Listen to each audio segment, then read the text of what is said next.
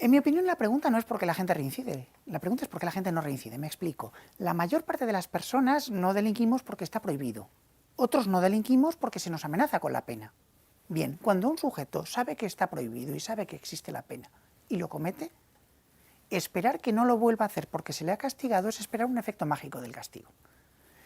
Si no hemos conseguido que no lo hiciera la primera vez y no nos preguntamos por qué lo ha hecho y no intervenimos en las razones que le han llevado a hacerlo, ¿por qué esperamos que no vuelva a hacerlo? ¿Quiero decir que el castigo es inútil? No necesariamente. A lo mejor el castigo ha evitado que muchos otros lo hagan. Pero esperar que este sujeto no vuelva a hacerlo solo por esto no es razonable. Y entonces la pregunta que hay que hacerse es ¿qué hacemos para que no reincidan?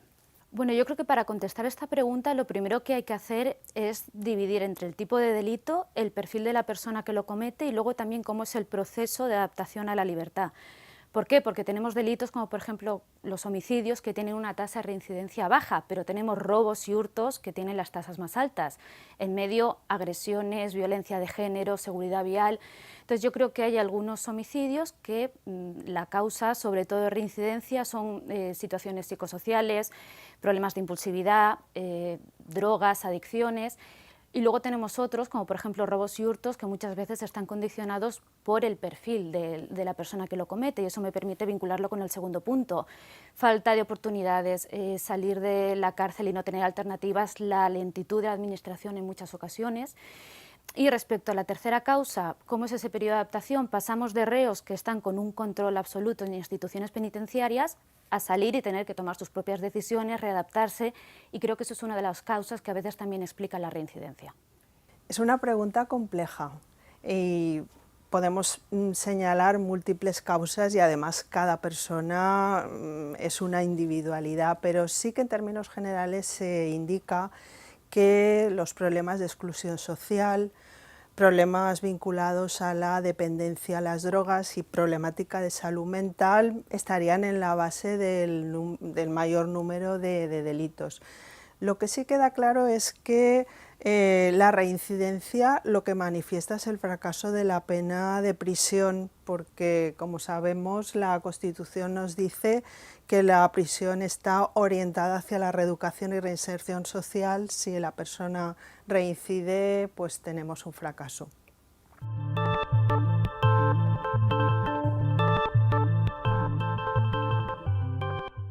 Plantear la pregunta por las alternativas en términos hipotéticos es sencillamente irreal, porque ni la privación de libertad ha sido siempre la sanción estrella de los sistemas penales, ni las alternativas son una cosa novedosa. Llevamos más de medio siglo estudiando alternativas a la prisión. Pero nuestra experiencia con las alternativas, y es una experiencia real en España, hoy el sistema penal impone más multas que prisiones, y hay un no desdeñable número de trabajos en beneficio de la comunidad. ¿Cuál es el efecto de todo esto? Pues tenemos luces y sombras. Las alternativas pueden diseñarse pensando en la resocialización, o pensando en la no intervención, o pensando en incrementar el control. Y esto es muy importante. El diseño de alternativas muchas veces lleva a que el sistema penal llegue a más sujetos durante más tiempo y con más intensidad. Cuando las alternativas repercuten en hacer un sistema más denso, más intenso, más intervencionista, no siempre están resocializando más, a veces están controlando más. Y todo esto hay que tomarlo con mucho cuidado. Bueno, yo creo que antes de la sentencia la mediación es importante, porque creo que hay un problema estructural en la reincidencia, y es que muchas veces tenemos en las prisiones a personas que a lo mejor deberían estar cumpliendo otro tipo de condena o estar en otro tipo de centros. Y respecto a las alternativas, yo creo que centradas sobre todo en medidas de sustitución de condena que sirvan para restaurar el daño, para repararlo, ¿de acuerdo? Trabajo social, diálogo con las víctimas, etcétera.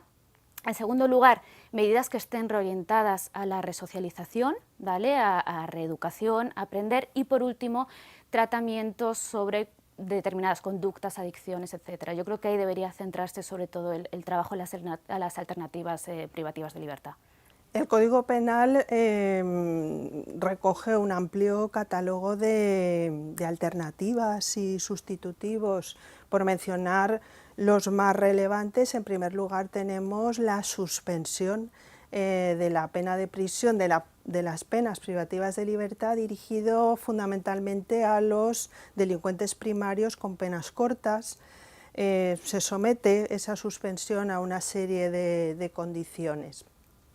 Otra alternativa es la pena de trabajos en beneficio de la comunidad, que es una pena que voluntariamente tiene que asumir la persona condenada, y en la que normalmente va a realizar una serie de trabajos relacionados con el delito que cometió, o bien se cumple mediante programas también relacionados con el delito cometido. En el marco de la suspensión y de la pena de trabajos en beneficio de la comunidad, a mí me gustaría destacar la importancia de los programas de justicia restaurativa. Los programas de justicia restaurativa tienen importancia en la resocialización, pero sobre todo también son muy importantes para atender a la víctima del delito.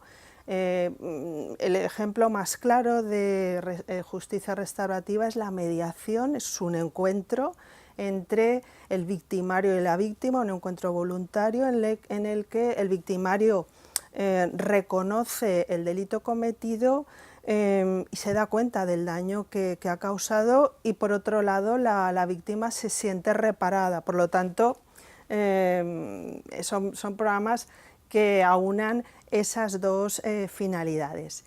Y también es importante señalar en el marco de las alternativas los programas de tránsito hacia la libertad, y ahí tenemos la libertad condicional y la medida de seguridad de libertad vigilada, que ambas implican un acompañamiento de la persona desde la prisión a la vida en libertad.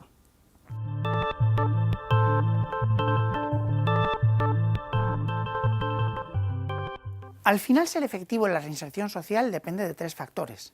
Depende de haber sido capaces de evaluar por qué se ha delinquido, depende de diseñar adecuadamente la intervención para que no se vuelva a delinquir, y depende de implementar los medios humanos y materiales necesarios para esa intervención.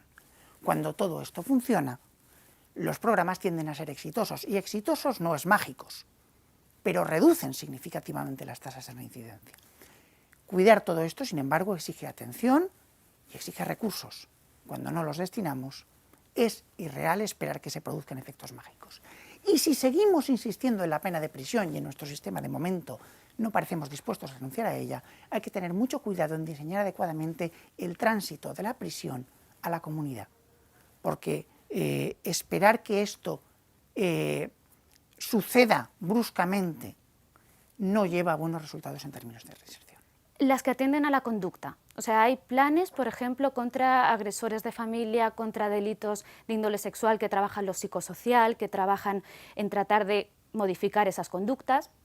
Luego otras que están orientadas a la formación laboral y los procesos formativos de las personas reincidentes o que han cometido algún delito.